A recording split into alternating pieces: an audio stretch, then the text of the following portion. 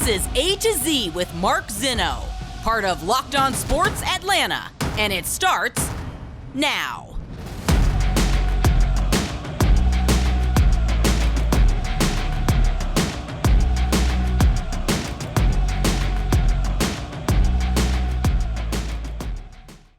Good afternoon. Welcome to A to Z here on Locked On Sports Atlanta, where today I tell you, don't get excited just yet. Welcome in. We are live here on this Friday and a jam-packed show for you as we got some Braves news to get to. Atlanta is the host of football, the other football, once again, and just a lot to do here on this Friday. Appreciate you guys joining me. Give us a follow on Twitter at LockedOnATL. Of course, I'm at Mark Zinno, MarkZinno. And don't forget to like and subscribe to our YouTube channel, Locked On ATL. Give us that thumbs up. Click that little button there. Share all the content that we have. And as always, appreciate all the love and support for Locked On Sports Atlanta. All right. I want to start with the Atlanta Braves and their 14-game winning streak because here in a couple hours, they're going to start to go for number 15.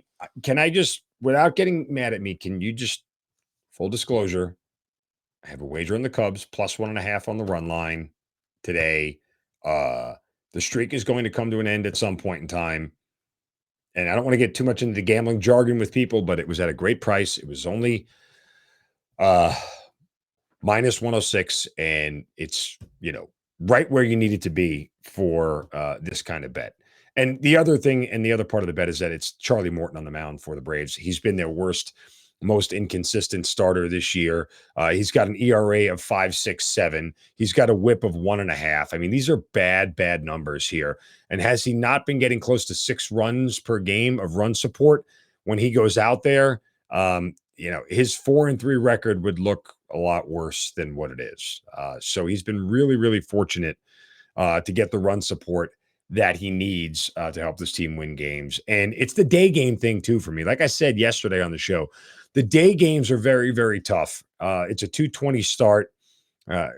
Pitchers are creatures of habit, especially after an off day. You almost never play a day game after an off day.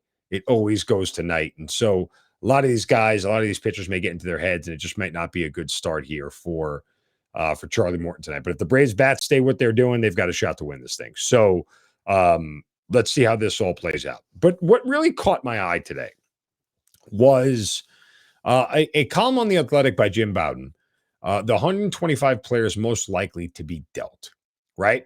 And he starts off the column by saying last year, 149 players were traded between July 15th and the trade deadline on July 30th. And teams are expected to match that number in the lead up to this year's deadline on August 2nd at 6 p.m. Expanded playoff field. You'll get more, clubs that may be buyers than sellers, and it should ramp up. I mean, look, it's there may be even more deals before the All-Star break because you really want to put yourself in position post All-Star break to be able to get to a stretch run at that extra playoff spot. And so I scrolled down the list, just curious to see at maybe what names, I didn't even really kind of read the whole thing. I was just more looking at targets for the Braves going forward. And they do list the Braves as a buyer. He has 3 buyers in the NL East, the Mets, the Braves, and the Phillies. Then he has the sellers as the Marlins and the Nationals. That shouldn't come as a shock to anybody. And so I began to look at the players, and, this is a list, again, players that would likely to be traded before the deadline. And there are 20 different starting pitchers, 29 relief pitchers on this list, 7 catchers. You get 36 infielders, which, 30 outfielders, and I think just 3 DHs, if I get this right. Yeah, 3 DHs. And that makes up the whole entire list.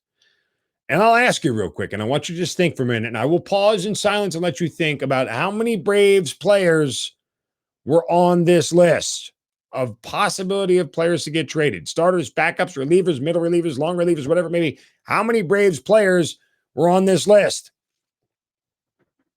You want to know the answer? 0.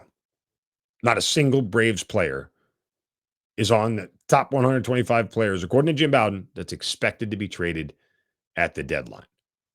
I find that rather shocking.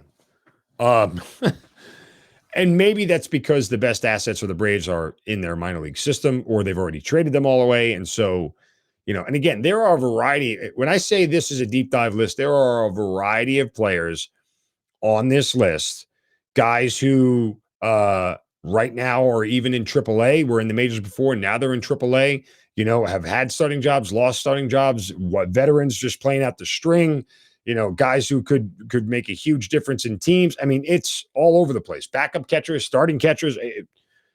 And I'm shocked that not one Braves player is on here. And I began to think, and my thought process was, after 14 straight wins and then being 4 games out of first place now, did all of a sudden our mentality pivot to this is the best team in baseball and they were going to be back in the World Series again? Like, is that where we are? That to me is a little surprising. I don't want to be Debbie Downer. And I know some of you think that I'm that guy. I'm just a hardcore realist.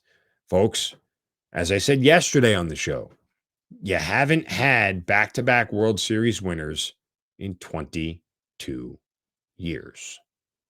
There's a reason for that. It is hard. It's very, very hard. So don't mistake me being negative as to the reality. And the reality for me is that if this team wants to go out and win another World Series, their aggressive GM that pushed them over the top last year is going to have that same mentality this year. And I look down this list, and mostly what did I look at? If I said to you, what position do you think the Braves would need the most right now? Even with Ozzie Albies out, he's slated to come back, but some of you may say second base or whatever. I mean, I just looked at starting pitchers. I looked at starting pitchers that could possibly give this team. I just mentioned the starter for today. How much longer is Charlie Morton going to be part of this everyday rotation? It's fair to ask, if he keeps pitching to a 5.5 ERA and a 1.5 WHIP, how much longer can you trot him out there every 5th day before you say this isn't working? It is a fair question. And I don't think you're out of sorts for it. And there are a bunch of names here that jumped off the page of me. Tyler Mahle from the Cincinnati Reds, the guy who beat the Braves on opening day. Yeah, he walks a lot of guys, or at least he has this year. Does a different environment changer for him? Does Madison Bumgarner even interest you for the postseason run, for his experience? Is that somebody that could be out there? Zach Greinke, another guy, with a lot of postseason experience, and if he's healthy, what could he bring? I mean, there are names out there, and I'm not just picking names in general of guys that, everybody knows. I'm just generally looking at ways that this team could get better. And there are a bunch of relievers out there as well. Do the Braves need more relievers? Probably not. But who knows what's going to happen between now and another month from now when we get close to the trade deadline. I mean, hell, Mark Melancon was here. Bring him back.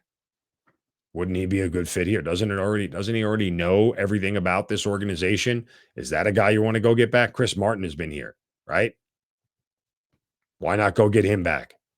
If he's on the block and he's available and the cost isn't too high. These are names out there that really could be pivotal players going forward. And I guess I say all this to say that I don't think that this 14-game win streak should cloud your judgment as to how hard it is to go back to the playoffs and win another World Series. That you can't, running it back with the same roster just isn't what it used to.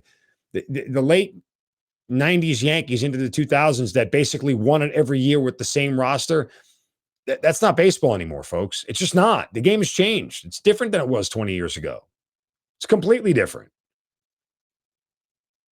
20 years ago, the idea of, middle relievers and starters only going 5 innings was a bad day. That was a bad start.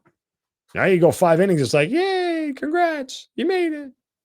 I mean, again, I don't want to sound like I said yesterday, enjoy the win streak, and I am, and you still should. I'm not saying don't, but step back for a second, take a 30,000-foot view of what is going on. Don't sit there and get fooled by a 14-game win streak when the reality of the situation is that it is tougher than ever to win back-to-back World Series. And you're going to have a GM who is willing to be as aggressive as he was to win it the first time around, to win it back-to-back. chances are you can't just run right into where you are in June and go, this will be fine in October. Things are going to change a ton. Be ready. Speaking of getting ready, coming up next, Atlanta, the best event city in America, getting ready for the World Cup. That's coming up right here on A to Z on Locked On Sports Atlanta, free on YouTube and wherever you get your podcast. Search Locked On Sports Atlanta. More to come.